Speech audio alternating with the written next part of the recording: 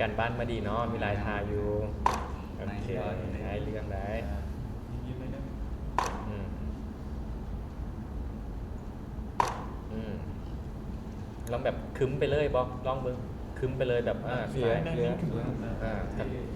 โบแบบโบค่าโบหยิมลายนะ คิดดีกว่าที่มาแบบ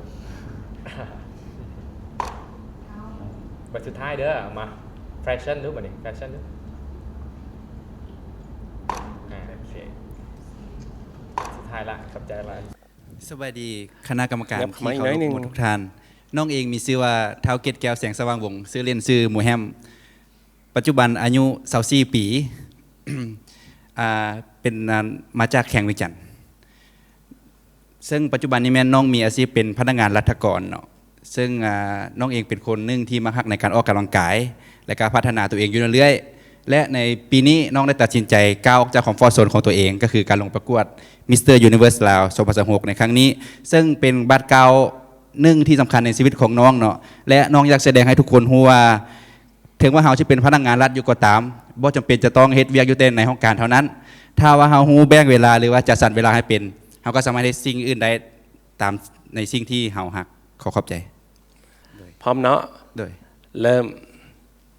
จากไอบอบบี้ก่อนเลย โอ้พนักงานรัฐกรวันนี้เนาะ Bro you look like a model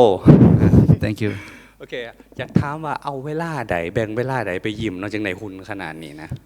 โดยอันก็คือว่าปัจจุบันนี้เนาะอันการเท่าที่เรารู้เนาะว่าอันการเฮ็ดเวียกร้านเฮานี้ก็เฮ็ดเวียกแต่วันจันทร์หาวันศุกร์8 โมงเช้าหา4 โมงแลงซึ่งว่าถามว่าเวลาใดน้องเอาไปยิมก็คือว่าหลังจากที่เลิกการหลังจากที่5 โมงเป็นต้นไปเนาะซึ่งว่าน้องใช้เวลาออกกำลังกายหรือว่าอยู่ในยิมเพียงแต่45-50 นาทีต่อมื้อเท่านั้นจะบ่หลายเกินไปเนาะโดยน้องใช้เวลาตัวนั้นที่เข้ายิม โอเค เอาน้องปะเป้าก่อน เมื่อกี้เพิ่นยกมือค้างไว้ละ นอกจากการเกี่ยมหุ่นแล้วก็ห่างกายภายนอกแล้วสิ่งใดเนี่ยที่น้องเกี่ยมโตมาเพื่อประกวดมิสเตอร์ยูนิเวอร์สเราก็คือว่าปีนี้น้องคิดว่าพร้อมสำหรับปีนี้แล้วก็เลยตัดสินใจมาบ่ว่าจะเป็นหุ้นบอหรือว่าความพร้อมหรือว่าความรู้ความสามารถอีหยังต่างๆปัจจัยภายนอกเนาะบ่จะเป็นเรื่องเวียกบอเรื่องเวลาคิดว่าปีนี้แหละน่าจะเป็นปีที่พร้อมที่สุดของน้องแล้ว ซึ่งว่าเมื่อปีกายหรือว่าปีก่อนในน้องก็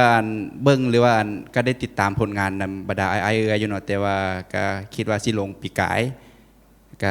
คิดว่าตัวเองน่าจะยังบ่ทันพร้อมเท่ามาปีนี้ว่าพร้อมแล้วแหละปีนี้น่าจะเป็นปีของเฮาละก็เลยลงประกวดในปีนี้เด้อ ต่อกลับไปจีเลย อยากถามว่าน้องเฮ็ดหลัดแล้วน้องเฮ็ดเกี่ยวกับหยังเนาะแล้วก็อยากถามน้องอีกว่าถ้าว่าได้มงมาหรือว่าได้ตำแหน่งใดตำแหน่งหนึ่งแต่น้องจะจัดการแล้วก็บริหารตำแหน่งตัวนั้นแนวใดตัวสำหรับตัวนี้นะน้องคิดว่าในปัจจุบันนี้คนเฮานี้บ่จำเป็นจะต้องแบบมีความสามารถด้านใดด้านหนึ่งโดยเฉพาะเนาะก็เลยว่าปัจจุบันนี้น้องคิดว่าคนเฮายิ่งมีหลายความสามารถเท่าใดยิ่งมีความคิดแตกต่างบ่หรือว่าความคิดนอกกรอบหลายเท่าใดน้องคิดว่าปัจจุบันนี้ก็น่าจะตอบโจทย์สำหรับสังคมในปัจจุบันเนาะเพราะว่าในเมื่อก่อนนี่เฮายึดติดแค่ว่าเป็นพนักงานรัฐจะต้องเฮ็ดเวียกอยู่แต่ห้องการเท่านั้นจะบ่มีสิทธิ์ไปเฮ็ดอันอื่นได้หั่นน่ะตัวนี้ก็เลยน้องอยากแสดงให้ทุกคนได้รู้ว่าความหมายก็แบบเปิดโลกให้ทุกคนได้รู้เนาะว่าถึงว่าจะเป็นพนักงานรัฐก็แต่ว่าฮู้แบ่งเวลาฮู้จัดสรรเวลานั่นแหละเป็นสิ่งที่สำคัญโดยคีย์เวิร์ดของมูแฮมก็คือ จุดเปลี่ยนของชีวิต turning point 30 วินาทีจับเวลาโดยสำหรับจุดเปลี่ยนในชีวิตเนาะน้องเข้าใจว่าอันนี้น้องสิยกตัวอย่างในประสบการณ์ส่วนตัวเลยเนาะก็คือว่าน้องนี่ปัจจุบันนี้แม่นเคยศึกษาอยู่ที่มหาวิทยาลัยแห่งชาติคณะนิติศาสตร์รัฐศาสตร์ซึ่งว่าน้องนี่ก็เป็นคนหนึ่งเนาะที่ได้รับเกียรตินิยมอันดับหนึ่งในสาขากฎหมายธุรกิจเนาะซึ่งว่าใบประกาศเกียรตินิยมนั้นเป็นใบเบิกทางหรือว่าเป็นจุดเปลี่ยนที่สำคัญในชีวิตหนึ่งของน้องเพื่อให้ก้าวไปสู่ต่อไปก็คือว่าการซอกหาเวียกเฮ็ดงานทำที่มั่นคงเนาะก็เลยว่าน้องก็เลยได้ตัดสินใจไปเสี่ยงเข้าอยู่ที่กระทรวงอุตสาหกรรมและการค้านะจ๊ะ MIUL 40